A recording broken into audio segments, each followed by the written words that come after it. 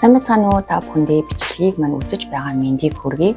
Өнөөдөр би та нарт 1989 онд Францад болсон харгас хэрцгий үйлдэлээрээ олон нийтийг зочроосон нийгмийн хэргийн талаар ярьж өгөх гэж байна. Ингээд хэрэгтэй шууд орцгоё. 1989 оны 5 дугаар сарын сүүлчээр Луи Габу болон Жаклин Габу хэмээх энгийн даруухан амьдралтай хосууд ууд мужид амьдарч тэтгэврт гарах төгсөн тайван амьдралаа таатайгаар өнгөрөөж байв. Тэдний ганц охин Изабель эцэгийнхээ хамгийн том бахархал нь байсан бөгөөд физик эмчилгээний мэргэжлэр дипломоо гардан аваад удаагүй байлаа. 23 настай залуу бүсгүй нэгэн том мөрөөдөлтэй байсан ба туршлага хуримтлуулж удахгүй өөрийн хувийн эмчилгээний кабинетийг нээж хаалган дээрээ өөрийн нэртэй самбарыг хатах байж. Гэсэн ч эхлээд бусад залуу мэргэжилтнүүдийн адил туршлагажих ёстой гэдгээ сайн мэдэж байсан болохоор ууд муж болон хөрш мужуудаар орон тооны ажлуудыг хийж байнга замд явдаг байв. 1989 оны 5 дугаар сарын 30-ны орой тэр Түлүүз хотод ажилласан бөгөөд эцэгийнх нь амьдардаг газраас ердөө 100 км-ийн зайтай тул өдрийн дотор яваад ирэхэд хүндрэлгүй байв. Тиймээс Изабель тухайн орой гэртээ буцах бүрэн боломжтой байсан ч Коломие хотод амьдардаг найзууд дээрээ очиж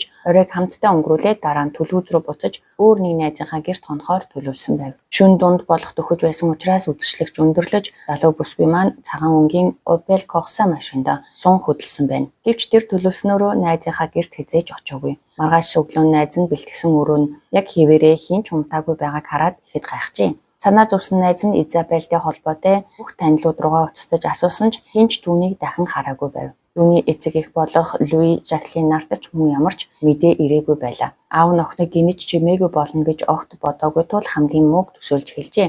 Маргааш нь тэр Түлүүзийн цагдаагийн газарт хандаж охиныхоо алга болсон талаар мэдүүлэг өгөхөөр явж Изабелийн ээж гэрийн утасныхаа дэргэд охиноо холбоо барьна гэсэн найдвараар хүлээж байлаа.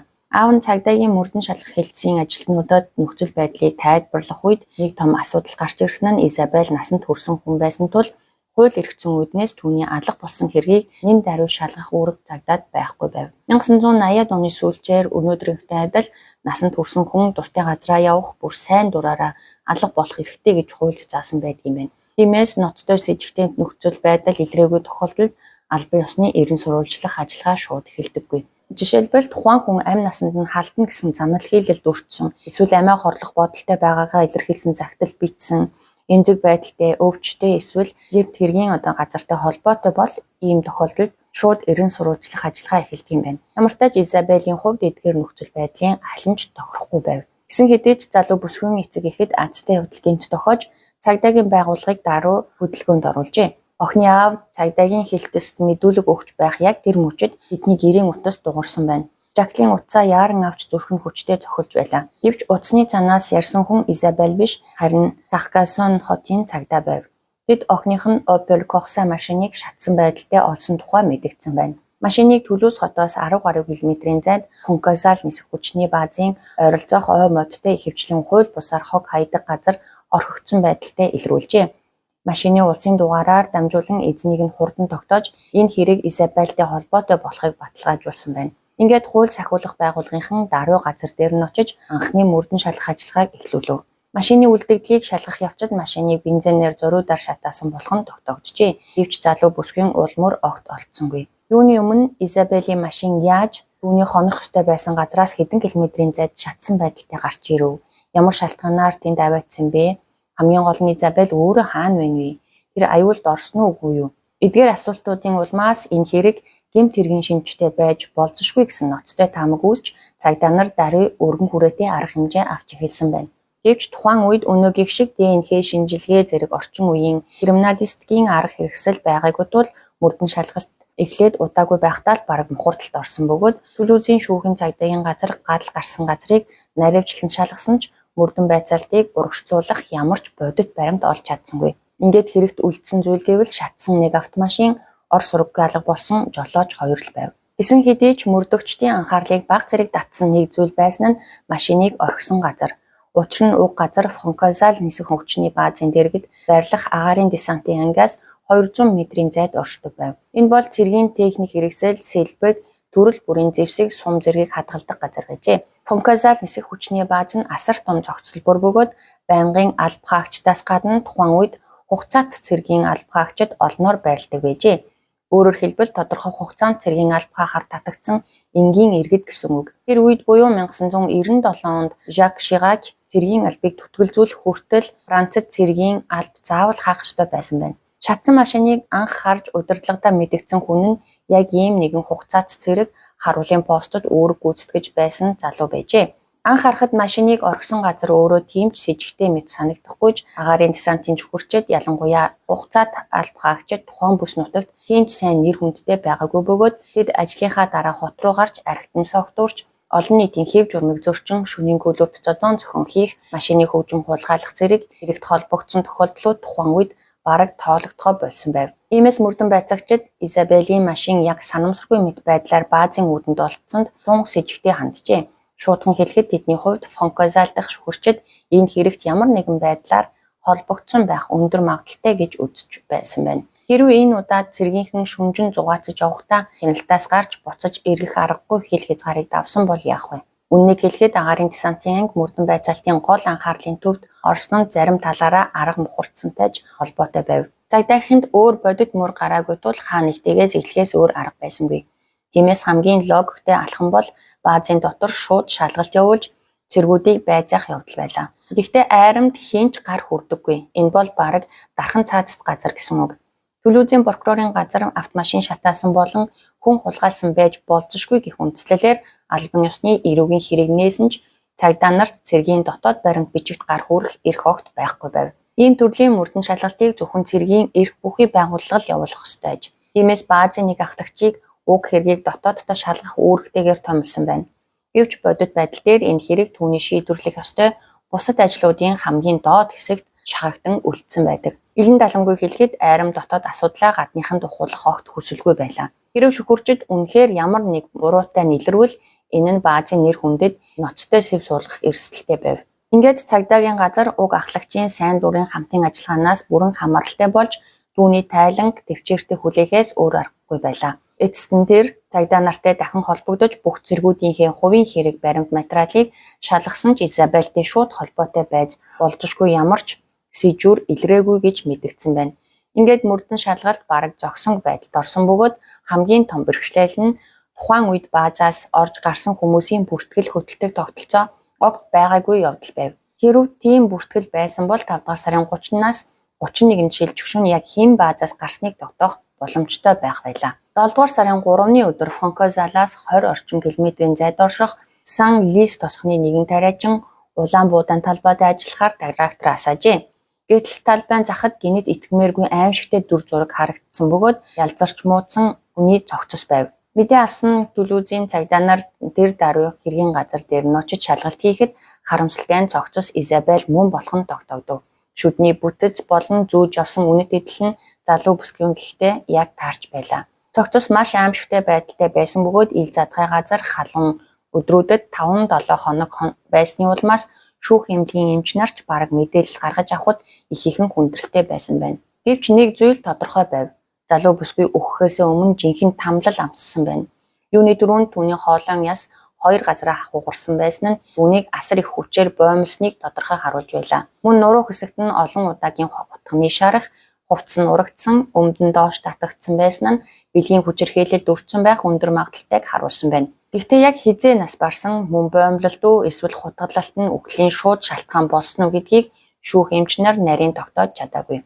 Ингээд зүгээр нэг алга болсон хүний хэрэг байсан зүйл аимшигт аллагын хэрэг болон хувирлаа. Мөрдөн байцаагчдыг нэг зүйл тасралтгүй зовоож байсан нь цогцос олдсон газар нисэх хүчний баазын бүсэд хамаарч байсан явдал.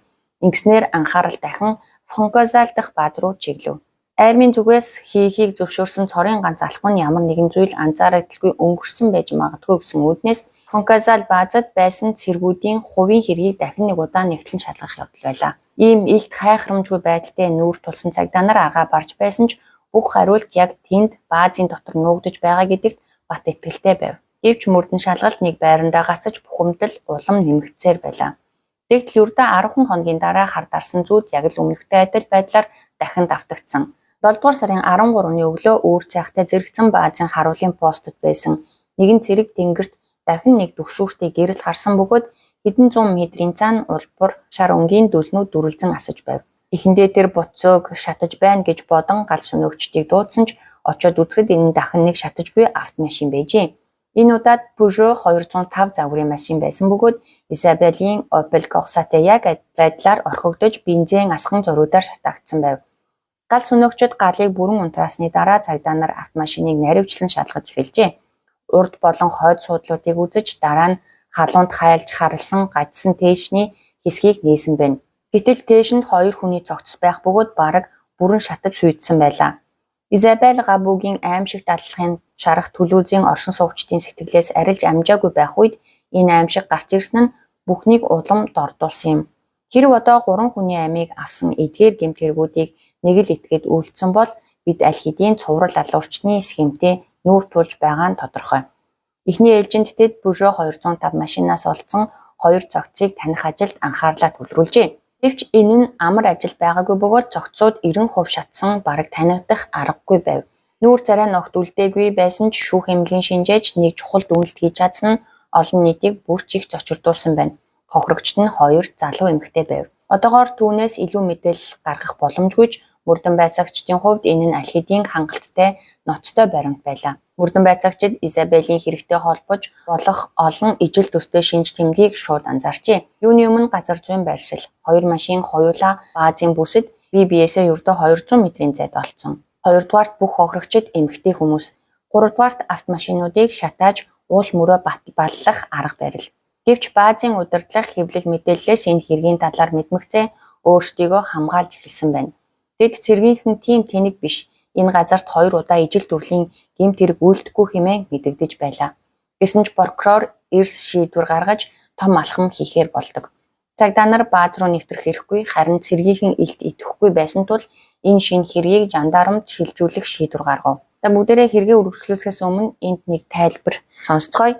За Францад цагдаагийн байгууллагын 3 үндсэн төрөл байдаг гэж хэлж болно. За үндэсний цагдаа, Police Nationale, үндэсний жандарм, Gendarmerie Nationale, орон нутгийн цагдаа, Police Municipale. За үндэсний цагдаа буюу Police Nationale-ийн үндсэн үүрэг нь томоохон хотуудад болон хот суурин газарт ажилладаг, иргэдийн аюулгүй байдал хэв журам сахиулах, гэмт хэргийг мөрдөн шалгах, замын хөдөлгөөний хяналт, олон нийтийн арга хэмжээний хамгаалалт зэрэг байдаг. За харьяал нь дотоод хэргийн яамд шууд харьяалагдана, иргэний статустай байгууллага юм байна. За үндэсний жандармери буюу Gendarmerie Nationale, за үндсэн үүрэг нь Police Nationale-тэй адил үүрэг гүйцэтгэдэг, аюулгүй байдал, мөрдөн шалгалт, нийтийн хэв журам. Гол ялгаа нь цэргийн статустай байгууллага бөгөөд батлан хамгаалах яамтай холбоотой бүтц. Тэгэхээр илүү өргөн нутгад дэвсгэрт ажилтдаг.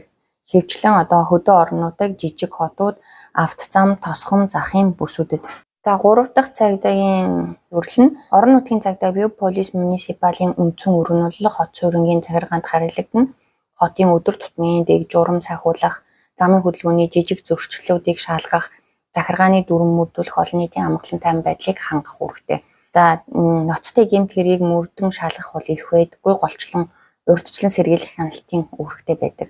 За тэгэхээр жандармууд цэргийн статустэй гэж хэлсэнчлэн бааз руу нэвтрэх бүх төрлийн эрхтэй байлаа. За тэгэхээр танд яагаад эхлээд шууд жандармуудад даатгаг өмбэ гэж бодож иж магадгүй. За энэ хэргийг анхнаасаа жандарм даатгаг ун шалтгаан нь хэрэг том хотын бүсэд болсон. За нутаг дэвсгэрийн харьяаллын дагуу Police Nationale-ийн бүрэн эрхэд хамаарах хэрэг байсан. За бүгдээрээ буцаад хэрэглүүг орцгоё. Жандармууд тэр даруй баазад нэвтэрч чадсан Peugeot 205 олдохоос өмнөх өдрүүдэд албандаа ирээгүй бүх хугацаа цэргийн жагсаалтыг шаардсан. Ингээд нийт 10 нэр сэжигтнэр тодорсон. За эдгээр хүмүүс гэмт хэрэг гарсан цаг хугацаанд баазад түр эзгүй байсан бөгөөд бодит байдал дээр давхар аллахыг үйлдэх боломжтой байжээ. Гэвч тэдний дундаас 2 хүн онцгой анхаарал татсан бөгөөд өнгөрсөн амьдрал зан чанарын хувьд асуудалтай хүүхдээ залуус болох 19 настай Thierry Elborg болон 20 настай Philippe Siow гэх залуучууд байв. За Thierry Elborg 7 сарын 14-ний өглөө баазтай эргэж ирээгүй бөгөөд үндэсний баярын парадад оролцох ёстой байсан ч ирээгүй тул албан ёсоор орхон зайлсан гэж бүртгэгдсэн байна. Харин Филипп парадад оролцсон ч амралтын өдрүүдийн дараа баазтай эргэж ирээгүй учраас тэр ч мөн адил орхон зайлсан. За энэ гинтийн алга бололтууд мэдээж сэжиг төрүүлж байлаа. Ингээд тэднийг хууль сахиулах байгууллагууд болон айрам идэвхтэй эрен сурвалжилж эхэлдэг. Гэвч энэ үед тэд Францын хаана алс бүглүү газарт нуугдсан эсвэл бүр Испанийн хил даван зугтсан байх бүрэн боломжтой. За харамсалтай нь тэднийг олж тогтоохын тулд гэмт этгээдүүд дахин нэг удаа хэрэг тарьж байж боломж бүрдэх ёстой болов. 7 дугаар сарын 18-ны өглөө эрт Марсель өөрийн сайн мэддэг ойргоо мопедо унаад явсан. 62 настай дөнгөж детгүүртэй гарсан энээр тосгоныхоо дунд нэр хүндтэй хүндлэгдсэн нутгийнхны бахархал болсон нэгэн байв. Мөн байгальд дуртай тэрээр сайн дураараа ой хамгаалагчийн үүрэг гүйцэтгэдэг байжээ. Тэр өглөө тосгоны нэгэн оршин суугч ойд үнэг харагдсан тухай мэдээлсэн тул нөхцөл байдлыг шалгахаар явсан байна. Тэр өглөөний эргэлтээ дуусгаад 9 цагаас өмнө гэртээ эргэж ирдэг байсан бөгөөд энэ зуршлаа хизээч алдаж байгаагүй хүн юм. Үүнийг нь бүгд мэддэг байж. Гэвч тэр хачирхалтай нь 9 цагт ч бүр хагас цагийн дараа ч эргэж ирсэнгүй. Энэ нь эхнэрийнхэн санааг маш их зовоосон бөгөөд ямар нэг зүйл тохиолдсон гэж зөнгөөрөө мэдэрч эхэндээ осолд орсон юм болов эсвэл ойд гинет бие нь муудсан юм болов гэж бодсон байна. Нөхцөл байдлыг сонссон түүний ойр дотны хүмүүс, найз нөхөд, мөн тосгоны олон орсон суугчид цугларч ой дотор иргэн хайх ажиллагааг зохион байгуулсан ч харамсалтай нь эхний хэдэн цагийн эрчимтэй хайгуул ямар ч үр дүнгүй дууссан байдаг. Үдээс хойш болж гэр бүлийнх нь айдас төгсөөрт автаж тэд жандармд мэдэгдсэн бөгөөд тэд энэ алга бололтыг маш нухацтайгаар авч үзсэн байна. Марсель хэд өндөр настай биш залуу хүн биш. Хамгийн гол нь ийм удаан ямар ч тайлбаргүй алга болох нь түүний өдөр тутмын хатуу дадалтай огт таарахгүй байлаа. Ингээд тосгоны эргэн тойронд дахин нэг томоохон иргэн хайх ажиллагаа зохион байгуулагдав.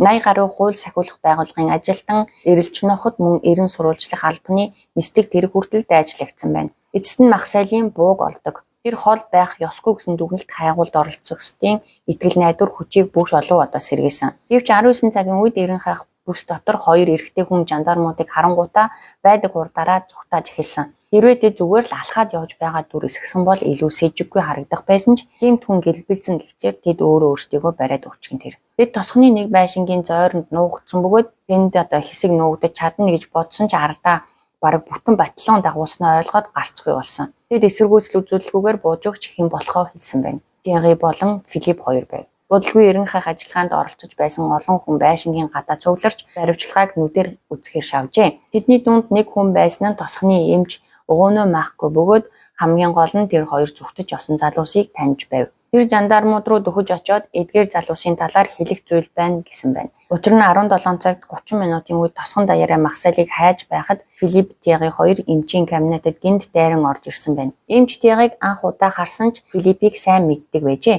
Учир нь Филипп энэ тосгонд өссөн бөгөөд Угоно Марко бол тэдний өөрхийн эмч байсан байна. Филипп бид хоёр эрүүл мэндийн асуудалтай байсан учраас хэд хоног баазтай эргэж очоогүй. Тиймээс эзгүй байсан хугацаагаа баталгаажуулах эмнэлгийн тодорхойлолт хэрэгтэй гэж тайлбарлажээ. Гэвч эмчийн харснаар огт өвдсөн шинжгүй байсан учраас урамч эмнэлгийн бичиг баримт хийх гэж байна хэмээн эрс татгалцсан байна. Тэгэхэд Тиари саналаасаа босож түрэмгийлсэн өнгөөр тодорхойлолтыг бичиж өг.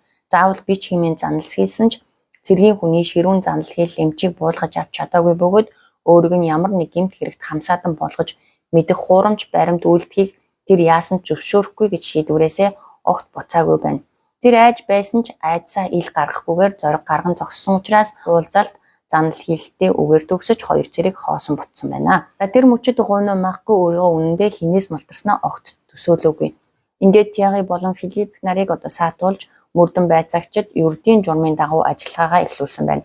Энэ журам нь үргэлж тухайн этгээдийн нэрийг төв мэдээллийн санд оруулж гэмт хэргийн өмнөх түүх бүртгэл эрүүгийн намтрыг шалгахаас эхэлдэг. Гэтэл энэ хоёр этгээд Фонказал базын оргон зугтагсад байсан бөгөөд дээрэс нь Түлүүз хотын мөрдөн байцаагчид тэднийг хоёр өөр аллагын хэрэгт холбогдуулан идэвхтэй эрийн сурвалжилж байгааг олж мэддэг.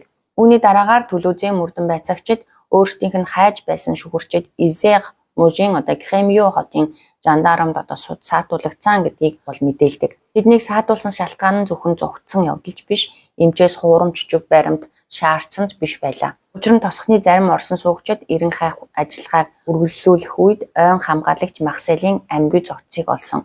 Ингэснээр нөхцөл байдлыг харгалзан үзээд цэргүүдийг аллах үйлдэлсэн байж болзошгүй хэмээн сэжигнэр тооцжээ. Гэхдээ Кремио хотын жандармууд зөвхөн өөрсдийн харьяаллын хэрэг болох Марселийн аллагын хэргийг л шалах хэрэгтэй бөгөөд Түлүүзээс ирэх мөрдөн байцаах багийг хүлээх зуур тэд байцаалтыг эхлүүлдэг. Ер нь бол мөрдөн байцаагчид тэднийг Марселийн аллагад холбоотой байх гэж таамаглаж байсан. Эхлээд Филиппээс чи ойн хамгаалагч Марселийг алсан уу гэж асуухад цэрэг толгой дохиод тийм ээ. Тэгээ бид хоёр нэг үнийг ажиглахаар ирсэн тэр хүнийг буутсан хэмээн хүлээн зөвшөөрсөн байдаг. Байцаалтын өрөө тэрчгтээ намгүн болж бүгд алмаарсан. Гэхдээ жандармуудыг хамгийн их зочирдуулсан зүйл нь хэрэгээ хүлээсэн мэдүүлэг биш, харин түүний хариу үйлдэл ямар ч сэтгэл хөдлөлгүй үйлцэн гэмт хэргийнхээ аим шиг огт ухамсарлаагүй мэд байдал байлаа. Филипп тайлбар өгнө. 2 хоногийн өмнө 7 сарын 16-нд тэр чөлөөгөөр гэртээ хайрж амралтын өдрийг гэр бүлтэйгээ өнгөрөөхөөр төлөвлөжээ. Түүний хамгийн дотн найз Тигач мөн гэрлүүгээ ирсэн байна. Ингээд тэд тосгон болон хөдөөгөөр сэлгүүцэж цаг өгцөөхөөр явсан байна. Гэхдээ нэг жижиг аслагдсан суурьнд залуу хүмүүс хаанаасаа зугаатах сайхан зүйл олох уу? Тэдний зугаа нь маш хачирхалтай байсан. Тэд айлууд руу хулгаагаар нэвтрэн орж орон байрны хулгай хийхээр шийдэж тэд өдрийн ихэнх хэсгийг айл ухаж энд тэндээс жижиг сажиг зүйлүүд олж авсан бөгөөд хамгийн ноцтой нэг айлаас буу болон сум олж авсан байна. Зэвсгийг гартаа оруулмагцаа 2 хугацаад цэрэг өөрсдийгөө илүү хүчтэй, илүү эер хүн мэтэр мэдэрч сүр хүчээ гайхуулах хүсэл нь нэмэгдэжээ. Тэд хаашаа ч малхаж өнгөрч өөрсдийгөө хөдөөгийн Рейнбо мэт төсөөлөн яаж улам хүчтэй гэдгийг мэдэрхүү гэж бодож авсан байна. Тэр шөндөө тэд нэг машин хулгайлаад явж байхдаа шаварт суулгаад гаргаж чадаагүй тул тэр чигээр нь орхиж дотор нь хонсон бөгөөд өөр нэг айлаас авсан пипито бичээний эдэнгээ сүүлийн үед хийсэн зүйлүүдэд ярилцсан инээлдэж суусан байна. Маргааш нь тэд 2 дахь автомашинаа хулгайлсан. Гартаа байгаа буу сум нь тэдний толгойг бүрэн эзэмдсэн мэт заавал ашигламар санагдаж буудчих бай олохоор шийджээ. Тэр шөнө тэд 140 орчим явж байхдаа нэг баарны өмнөр өнгөрсөн бөгөөд сайхан боломж гэж бодсон ч тэр газар хөнгөө байв. Тэгэхэд Филипп би буруу газар сонгочихжээ. Хэрэв бямб гаргийн орой байсан бол баар дүүрэн хүнтэй байх байсан. Би машинаа зогсоож байгаад буугаараа бүгдийг буутчих байсан гэж хэлсэн байна.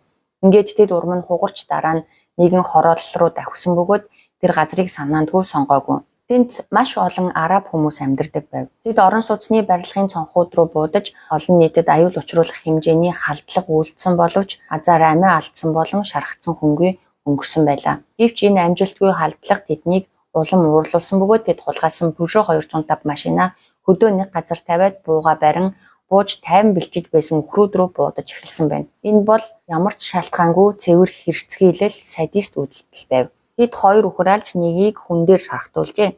Филипп өөрөө үүнийг тоглож хөгжүүлэхийн тулд хийсэн гэж ярьсан байна. Ингээд тэд өхрийн сэгүүдээс өглөөний цай болчхоор стейк авъя гэж махнаас огтолж авсан ч цус дотор эрэхтэндээ зууралтахыг хинч хүсээгүй учраас хаяад явжээ. Гэвч тэдний энэ хэрцгийлэл үүгээр дууссангүй. Тэд дахин нэг байшин руу тэнд араб хүмүүс байна гэж бодоод бууджээ. Дараа нь автобус хүлээж байсан нэг эмэгтэй зүнхийг булан авч өөрсдөө илчлэгдэхүй гэж айсандаа ойд машинаа шатаасан байна. Үр зах үед улаанаар дүүрлсэн тэр гал нь ойн хамгаалагч Марселийн анхаарлыг татснаас ой руу явж байхдаа тэр утаа дөлрүү чиглэн очжээ. Энэ үед Филипп Тиагийн 2 өөр өхрүүд рүү дахин хартаж буудаж байсан бөгөөд яг энэ үед Марсел тэдэнтэй нүүртүүлж хориглон зогсоохыг оролцсонд байдал маш хурдан хурцдсан. Марсел Филиппийг таньсан бөгөөд тэднийг тосгоных юм байна.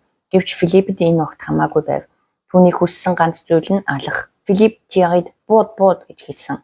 Тэгээд тэр эхэлж буутсан гэж мэдүүлсэн байдаг. Марсел толгойдоо оногдож газар дээрээ нас баржээ. Дараа нь тэд цогцыг мөчөр навчаар хучиж мопед болон буунуудаа нууж явганаар Филиппийн гэрэл рүү явсан байна. Тэд жандармуутай таарсан тэр үед хэрэг гарсан газар руу буцаж очиод цогцыг хурдан олчихъя гэж айсандаа уушлах гэж оролцсонтой холбоотой байжээ. Шүн дунд Түлүүзээс гарсан жандармууд олон 100 км явж ирцгээв.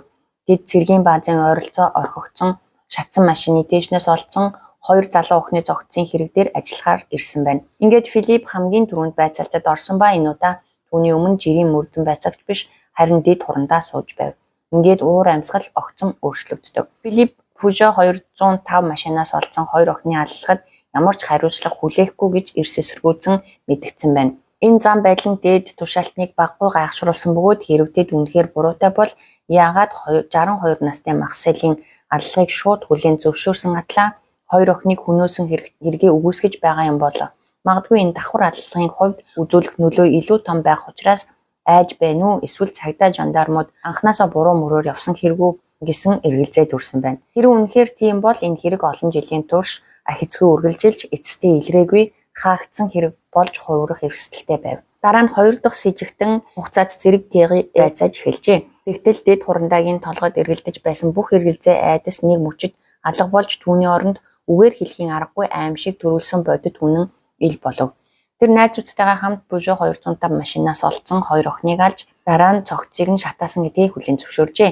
Тэр орой тэд гуруула байсан аж Philippe Siov, Thierry Elborg мөн өөр нэг хугацаат зэрэг Thierry Jaouan. Тэд хурандаа түүнээс Isabelle Rabouгийн хэрэгтэй холбоотой үгийг тодруулахад тэд өөрөө уг хэрэгт огт оролцоогүй. Тэр хэрэгт Philippe, Thierry Jaouan болон бас нэг шүхүрч Франк гэх залуу оролцсон гэж мэдүүлсэн. Ингээд тооцоод үзвэл алуурчид 2 биш харин 4 хүн болж хувирж байгаа юм. Дөнгөж насанд хүрсэн 4 залуу төсөөлхийн аргагүй харгас хэрцгий гэмтэргүүдийг үйлдсэн. Thierry Elborg эдгээр аимшигт үйл явдлыг найзынхаа л мэс шиг хүйтэн огтхон сэтгэл хөдлөлгүйгээр ярьж эхэлжээ. За ингээд бүгдээрээ 1989 оны 5 дугаар сарын 30-ны Мягмар гаригийн орой руу эргээд очицгоё. Тэр өдөр баазын бусад цэргүүдийн адил Франк болон Thierry Jaouan нар баазтай энгийн нэгэн уудгартай өдрийг өнгөрүүлжээ.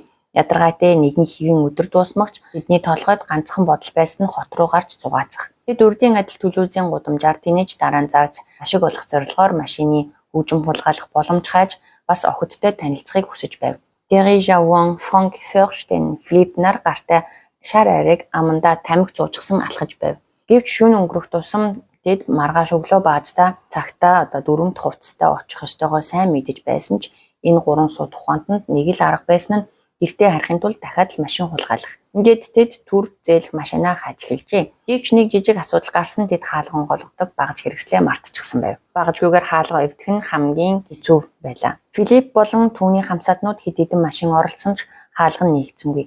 Тэдний хувьд хоёрхан сонголт үлдсэн нь бааз руугаа явган харих эсвэл сонирхолтой арга олох. Тэр сонирхолтой арга нь хүчээр машин булаах. Нарийнхан гудамжны сүүдэр зогсоолын торон хаалганы ард нуугдан тэд яг л ан хийж буй махчин шиг дараачин хохирогчоо отож байтал гудамжны үзүүр жижиг цагаан Opel Corsa гарч ирэв. Машин тэдний урдуур өнгөрч хэдхэн метрийн цаана байрлах байрны дор зогсохоор эргэж эхэлжээ. Энэ бол Isabelle Rabou байлаа. Найзуудтайгаа өнгөрөөсөн үжилгээсээ ирж өөр нэг найзынхаа гэрт хонхоор зэхэж байсан залуу бүсгүй. Тэр залуучуудыг хараахан анзаараагүй байхад тэр 3 аль хэдийн түүний машины хажууд ирсэн дараагийн алхмаа шийдчихсэн байв. Машины шилний цаанаас Isabelle-ийн луу төрхийг хараад тэдний нүд гялалзаж байлаа. Бидний нэг нь хожим хэлэхдээ машин ирж байхыг хараад бид бие рүүгээ харсан. Жолооч нэмэгтэй хүн байгааг хараад л бид бүгд ойлголцсон. Учир нь тэдэнд зүгээр нэг машин хулгайлах биш, зугаацах хүсэл илүү их байсан. Эхлээд Филипп машин руу орж Isabelle-ийг юу болоод байгааг ойлгох завдалгүй байхад нь түүнийг хүчээр түлхэн зорчигтын суудалж шахаж өөрөө жолооны ард суусан байна. Нүд эрэмхийн зурт нөгөө 2 хамсаатан арын судалцууж хаалгыг хаан хөдөлцөөжээ. Ингээд найзынхаа гэрээс өрдөө хэдхэн алхмын зайд байсан Isabelle шөнийн харанхууд ор сураггүй алга болов. Айдас давтсан залуу бүсгүй уйлж хашгирт суллаж өгөхийг гуйж байхад 3 этгээд замын турш инээлдэж нөхцөл байдлыг хөгжилтэй зүйл мэд хүлээн авч байлаа. Филипп үйл явдлыг удирдах байсан учраас жолоог Хонказал руу чиглүүлсэн. Нөгөө 2 нь ч түнд саад хийх эсвэл хохирогчид туслах оролдлого огт хийгээгүй. Тэд баазын өвдөр өнгөрсөн зогсолгүй хэдэн километр цааш явсны дараа Филипп эзгүй газар нэгэн талбай руу огцон мэргэж ордог. Тэнд хамсаатнууд нь машинаас бууж Филиппийг хохирогчтой ганцаар нь үлдээсэн байна. Филипп охинд шуудхан л хувцаатай л гэж туулган шаардсан боловч тэр эсэргүүцсэн тул Филипп хүч хэрэглэн бэлгийн хүчирхийлэл үйлджээ. Хамсаатнууд нь гадна тал зогсоох ямар ч арга хэмжээ аваагүй төдийгүй ээлжлэн оролцох зорилготой байсан нь мөрдөн шалгалтаар тогтоогддог. Ингэснээр хохирогч олон этгээдийн зүгээс хам бүлгээр үлдэгдсэн хүчингийн гэмт хэргийн хохирогч болжээ. Дараа нь тэд нэг аимшиг шийдвэр гаргасан нь болсон явдлын талаар гэрч үлдээхгүй байхын тулд гэрчийн амь нүсийг нь хөнөөх байлаа. Хохирогчийг машинаас буулгаад Филипп түүний араас уяа ашиглан хүчүүгээр нь боомлж амь насыг нь хохироосон байна. Энэ үйлдэл нь маш удаан үргэлжилсэн бөгөөд үүнээс гадна хохирогчийг олон удаа хутгалж мөн түүнд хүч хэрэглэн тарчлан зовоож байгаад аваачч хаяад хэрэгт холбогдох уул мөрийг арилгах зорилгоор машиныг шатааж баазын ойролцоо орхин явганаар ботсон байна. Тэд тухайн үед удирдлагын төвшөнд саатуулгадаагүй нь хожим дахин гэмт хэрэг үйлдэх нөхцөлийг бүрдүүлсэн. 1 сар гаруун дараа тэд албанаасаа буугаад Төлөөзийн ойролцоо байх Мюррей хотод баяр болж байгаа тухай сонсоод тийшээ явахаар шийджээ. Тэд урдийн л адил машин хулгайлан хөдөлцгөөсөн. Замдаа тэд гар өргөн зогсож байсан 2 охиныг суулгасан бөгөөд энэ нь туслах гэсэн санаа бус харин хохирогч сонгох бэлгийн хүчирхийлэл үйлдэх зорилготой байж. Тэд эзгүй талбайд зогсож охтыг хүчээр буулган бэлгийн хүчирхийлэл үйлдсэн. Гэсэн ч арай эгчмэд охин нь зүхтах доорлолго хийсэн ч баригдсан бөгөөд тэд өмнөхтэй ажил аргаар боомлж ам насыг нь хохироожээ. Thierry Elborg том охиныг боомлж байх үед Филипп Франкийн хутгийг авч өсвөр насны охиныг олон удаа хутгалж амь насыг нь хөнөөсөн. Энэ аимшигт үйлдэл болж байх зур бага насны охин найзынхаа амьд үлдэхийн төлөөх тэмцэл түүний хашгираан айжмаар намтгыг бүгдийг нь сонсож харж зогссон байдаг. Тэр энэ бүхнийг мөрдөгөн байцаагчдад юу ч болоогүй юм шиг ямар ч сэтгэл хөдлсөн шинжгүй ярьж өгч байв. Алуурчид энэ үед хоорондоо юу ярьж инээлдэж байсан эсхийг хинэн ч тодорхой дурдаагүй ч айж чичирсэн тэр бяцхан охиныг ч амьд үлдэх бодол тэдэнд огт байгаагүй гэж хэлсэн байна. Ингээд хоёр охиныг нас барсны дараа үйлдсэн гэмт хэргийнхээ уул мөрийг бүрэн арилгахын тулд зохицуудыг Peugeot 205 автомашины дээшний хэсэгт хийж баазын ойролцоо барилах замын хажуугын нэгэн барилгын талбайд хүрч тээврийн хэрэгслийг хонхор газарт түрж оруулан дараа нь гал тавьж уул мөрийг бүрэн устгахыг оролцсон байна. Энэ бүгдийн дараа мөрдөгчд бааз дээрээ байсан Франк болон Thierry Javon нарыг баривчлан садуулжээ. Байцаалтын явцад тэд хамсаатнуудынхаа өгсөн бүх мэдүүлгийг бараг үг үсэггүй баталсан байна. Тэдний нэгэн байцаагчдын өмнө өөрийгөө зүтгэх гэж оролдож хэдийгээр би гэмт хэрэгт оролцсон ч охинд сүүлчийн тамхиа өгсөн хэмээн ярьсан байна. Гэсэн ч нэг том асуулт хариултгүй хэвээр байсан нь Мюго хотод амь насаа алдсан хоёр охин яг хэн байсан бэ? Мөрдөн шалгалтын эхнээс Түлүүзийн мөрдөн байцаагчид шатсан машины тийшнээс олдсон галд бүрэн устгагдаагүй үнэт эдлэлүүдийн зургийг телевизээр олон нийтэд үзүүлж таних боломж хайсан байна. Гэмт этгээдүүд баривчлагдсанаас 7 хоногийн дараа 7 дугаар сарын 25-нд хохирогчдыг тогтоож чадсан ба 18 настай Ногия Буседга, 12 настай Луиз Мария де Азведо нар байжээ. Ногиягийн эгч Алжир улсаас энэ хэргийн тухай санамсаргүй телевизийн нэвтрүүлэг үзэж байхдаа нэгэн бөгжийг таньсан байна. Энэ нь түүний дүүгийн салдаггүй зүүдэг байсан хатан хаан Викториягийн дүрстэй бөгж байжээ. Хоёр охин хоёулаа 1989 оны 7 дугаар сарын 10-наас хойш сураггүй алга болсон байв. Гэвч олон хүнийг гайхшруулсан нэг зүйл байсан нь эцэг эх нь яагаад эртхэн алга болсон тухай мэдэгдээгүй вэ? Учир нь хоёр охин хоёулаа өмнө нь гэрээсээ зүхтах зуршилтай байсан бөгөөд тэдний гэр бүлүүд хэвлэл мэдээлэл огт үздэггүй хаалттай орчинд амьдардаг байсан тул шатсан цогцнуудын талаар огт сонсоогүй байжээ. Тэд аллах болсон тэр орой Мюго хотын баярт оролцоод гэртээ харихын тулд гараа өргөн зогсож байж. Ийм ноцтой урд өмнө үзэгдээгүй хэргийн өмнө шүүх хурал түүхэн хэмжээний үйл явдал болох нь тодорхой байв. Иймээс Францын шүүх засаглал дөрвөн залуугийн өнгөрсөн амьдрал, сэтгэл зүйн байдал, нийгмийн орчныг илүү наривчлан судалж эхэлсэн байна. Юуны өмнө өөрийгөө бүлгийн удирдагч гэж тооцдог Филиппийн өнгөрсөн амьдралаас эхлэе. Тэр биеэ үнэлэгч эхийн хүү бөгөөд бага наснаасаа эхлэн ээжийнхээ нуцгай үйл ажиллагааг гэртээ өөрийн нүдээр харж өсчээ. Ээж нь үйлчлүүлэгчтэй гэртээ байнга хүлээн авдаг байв. Бараг хараа хяналтгүй өссөн тэрээр өөрийгөө болон 3 дүүгээ тэжээхийн тулд супермаркетаас хоол хүнс хулгайцлагаас өөр аргагүй төрж байжээ. Энэ бүх сэтгэл зүйн дарамт хангалттай биш байсан мэт ээж нь эцэст нь хүүхдүүдээ бүр мөсөн орхон явсан байна. Хүүхдүүдийг эмээ нь өөр дээрээ авсан хэдийгээр тэр тэдний эд материалын хувьд дутаахгүй өсгсөн ч ээжтэй хаягдсан тэрхүү мэдрэмжийг нөхөж чадаагүй юм. Хогийн уудчих хаягдсан мэт мэдрэмж түүний дотор гүн шарах үлдээжээ. Тэр тосгоныхоо гудамжинд жижиг танхай болон хувирч хар тамхи татаж жижиг хулгайн гэмт хэрэг хийсний гайхуулан ярьдаг байв. Сургуулиас ааж гарч дараа нь мах бэлтгэгчийн мэрэгжлийн сургалтанд суусан ч дуусгалгүй орхиж ажил хийх ямар ч сонирхолгүй болсон тэрээр улам бүр гэмт хэргийн зам руу татагдан оржээ. Гэвч насанд хүрмэгцээ тэр шинэ амьдрал эхлүүлэх цаг болсон гэж шийдэж цэргийн албанд элсэн орсон ч хугацаанаас нь өмнөх хаах хүсэлт гарган шүгрийн ангид элссэн бөгөөд тэнд аимшигт хамсаатнуудтайгаа танилцсан байна. За бүгдээрээ Thierry Elborg-ийн талаар сонсцгоё.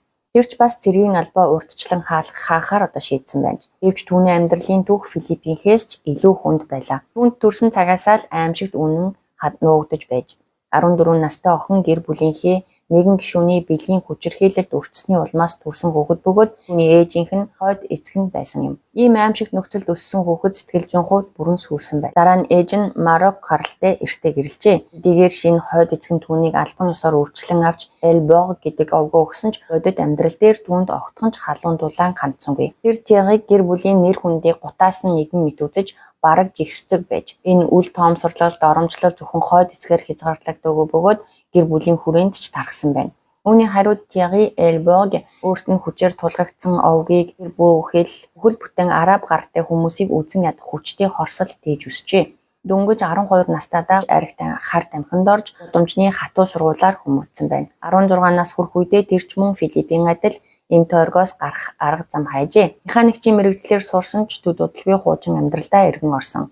Эцэст нь 2 жилийн дараа тэр мөнэл цэргийн албаа урьдчилан хахаар шийдэж гудамжнаас шууд Франказалийн шүхрийн ангид орсон байна. Харин бусад хоёр хамсаадан болох Франк Ферштейн болон Тьерри Жавуан нарын амьдралын түүх арай өөр байв.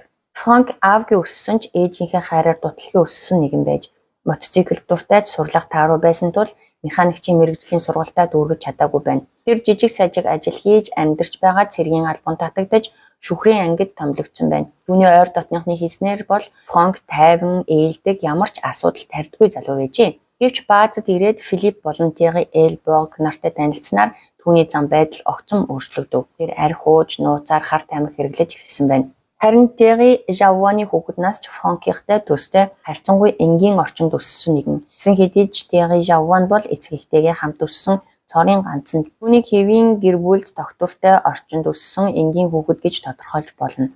Тэр мах бэлтгэгчийн мэргэжлийн дипломоо авч анхны ажил олгогчтой үнэнч найдвартай ажилтан гэдгээрээ үнэлэгдэж байжээ. Заримдаа баг зэрэг бүрэг зан гаргадагч гэсэн үргэлж даалгасан ажлыг уг дуугийг гүйцэтгэдэг нэгэн байв. Тэгвэл ийм хоёр залуу Филипп болон Тьерри Элборг их хоёр хэрцгий этгээдийн нөлөөнд автсан байх боломжтой юу? Үнэхээр шинжээчдийн дүгнэлтээр бүлгийн нөлөө хамт олонны сэтгэл зүйн дарамт эдгээр цус гэмт хэрэгүүдэд чухал үүрэг гүйцэтгэсэн тодорхой. Гэхдээ тэд өөрсдийн хүсэл зориггүйгээр огтхонч сонголтгүйгээр үйлдэл хийсэн гэж удаа үзэх нь хэтэрхий өрөөсгөл дүгнэлт болно. Изабель Габугийн аимшигт дадлахын дараах өдрүүдэд тэд дарга нартаа эсвэл нэрээ нууцлан жандармд хандах бүрэн боломжтой байсан. Хэрв тэгсэн бол Ногя, Луиз Мария болон Марсель нарын амнасыг аврах боломж байсан нь эргэлзээгүй. Ингээд энэ дөрвөн балмад этгээдүүдийг санаатаагаар хүн амны хэрэг үйлдсэн, дэлхийн хичирхийлэл, зэрлэг балмад байдлаар хохирогчдыг тамлан зовоосон хэрэгээр буруутгасан бөгөөд 1991 оны 4-р сарын 15-нд Түлүүс хотын давж заалдах шатны шүүхэд эхэлсэн байна. Гэвч өмгөөллийн тал энэ бүлгийн нөлөө гол хамгаалтын аргумент болгон ашиглажээ. Харин яллах тал эсэргээрээ дөрвөн цэрэгт тус бүр өөрийн үйлдсэн гэмт хэрэгт бие даан хариуцлах хүлээх ёстой гэж шаардсан. Шүүх хурлын эхний өдрөөс эхлэн барилгын гадаа асар олон хүн цугларсан байна. Олон нийт уур бухимдлаар дүүрэн бүр цаазаар авах ялыг дахин сэргээхийг шаардан хашгирч байжээ. 10 хоногийн турш шүүхийн танхимд Филипп Сиов, Тьерри Жавуан, Тьерри Элборг, Франк Ферштейн нар болсон үйл явдлыг дахин ярьсан бөгөөд бидний ярьж буй байдал нь жандармуудын өмнө байсан үеийнхээс огт өөрчлөгдөөгүй, яг л хөл бөмбөгийн тоглолт одоо ярьж байгаа мэт хүйтэн сэтгэл хөдлөлгүй байв. Тамдлалын талаарх мэдүүлгийг танхимд суусан хүмүүсийн дунд ухаан алдах, бие муудах явдал хүртэл үүсгэжээ. Сэтгцийн шинжээчид дөрвөн яллагдагчийг үзээд тэд сэтгцийн хувьд эрүүл ухамсартай гэж дүгнсэн байна. Яллагдагчид шүүхийн үеэр хэлсэн үгсээрээ өөрсдийн байдлыг бүрч дордуулсан байна. Тьерри Элборг илт одоо арьс өнгөөр ялгуурлан гадуурхсан үг хэлж би Магриб хүмүүсийг алахыг илүүд үзэх байсан гэж мэдгдсэн бол Филипп Сиов хэрвээ би нэг удаа бэлгийн харьцаанд Оросныхоо төлөө 20 жил авахыг мэдсэн бол янхны газар очих байсан хэмээн хэлжээ. Ерөнхий прокурор шүүхийн төгсгөлд хамгийн шударга шийтгэл нь цаазаар авах ял байхаас өөр яаж байх вүлээ гэж мэдгдсэн байна. Изабель Габугийн гэр бүлийн өмгөөлөгч тангарагтны шүүгчдээс өршөөл үзүүлэхгүй байх хүсэлт гаргажээ. 7 цаг гаруй зөвлөлдсөний эцэст шүүх шийдвэрээ гаргасан байна. Филипп Сиов болон Тьерри Элборг нарт насаараа хоригдох ял түүнээс дор хаяж 30 жилээс нааш суллагдах хүсэлт гаргах эрхгүйгээр Тьерри Жавуанд насаараа хоригдох ял мөн 15 жилийн дараа суллагдах хүсэлт гарах эрхтэйгээр Франк Ферштейн насаараа хоригдох ял 13 жилийн дараа суллагдах хүсэлт гарах эрхтэйгээр тус тогтоосон байна. Франк Ферштейн шоронд байх хугацаанд 2012 онд нас барсан. Тьерри Жавуан 2009 онд түүний зан төлөв, нийгэмд эргэн орох боломж, аюулгүй байдлын үнэлгээ зэргийг харгалзан тодорхой нөхцөлтэйгээр суллагдсан байна. Энэ шийдвэр Изабелийн аавыг ихэж зочирдуулж тэр шүүгчид хандан загтал бичиж энэ суллалт нь миний охиныг доромжилж байна. Та нар 2 дахь удаага түүнийг алж байгаатай адил гэж мэдэгджээ. Гэвч шүүх шийдвэрээ буцаагаагүй. Тэд Тьерри Жавуаныг 2 дахь боломж хүртэх хэрэгтэй гэж үзсэн байна. Харин Филипп Сиов болон Тьерри Элборг нар одоо өнөөдрийг хүртэл шорондоо ялаа эдэлсээр байгаа. Ингээд Францын түүхэн дэх аимшигтай жигшүүрт хэрэгүүдийн нэг болох Франказалийн алуурчдын тухай түүх ийхүү өгсөж байна. Бичлэгээ үзсэн та бүхэндээ маш их баярлалаа. Таалагдсан бол subscribe болон лайка дараад дараагийн бичлэгээрээ уулзцгаая.